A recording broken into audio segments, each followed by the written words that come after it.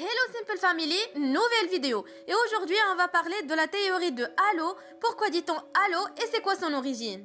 Avant de commencer, n'oubliez pas de nous laisser des pouces bleus, abonnez-vous à la chaîne et activez la cloche pour ne rater aucune de nos prochaines vidéos. Allo au pronto en italien, ou peu importe le mot qui signifie allo, dans une langue qui n'a qu'un seul objectif, démarrer une conversation téléphonique. À chaque coup de téléphone, le terme allo revient indubitablement sur toutes les lèvres.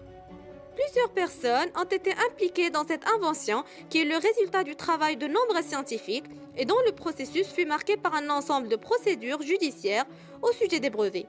Ça commence mal, hein? Revenons un petit peu en arrière. Nous sommes le 19e siècle et plus précisément en mars 1876. Un fonctionnaire anglais nommé Alexander Graham Bell travaille depuis plus d'1 an sur un prototype baptisé vibraphone, le grand ancêtre de notre téléphone. Sa machine en fait peut transmettre des ondes sonores et une courte conversation à distance. Le 7 mars, Bell obtient son brevet et le 10 à Boston, il parvient enfin à émettre son fameux « Monsieur Watson, veuillez venir dans mon bureau, je vous en prie ». Le voilà devenu le créateur officiel du téléphone, mais le mot « Allo » n'est pas encore mentionné. En 1879, la première centrale téléphonique est installée à Paris, selon Georges Planel, dans son livre « Les 1001 expressions préférées des Français ». Et la formule résonne déjà dans le combiné. La mise en relation entre les personnes se fait par des halos venus des hello, précise l'auteur. L'expression s'est donc propagée avec son invention, mais attention, il n'est pas né au bout du fil.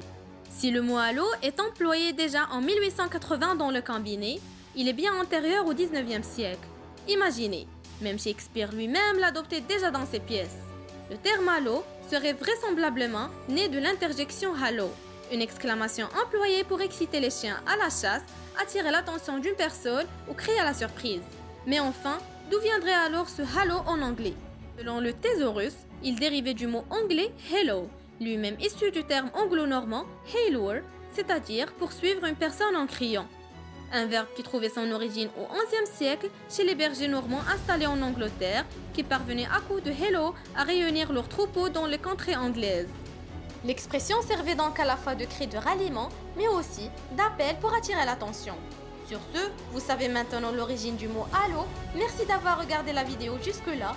J'espère que notre travail vous aura plu. N'hésitez pas de partager l'information avec vos amis. À la prochaine. Bye!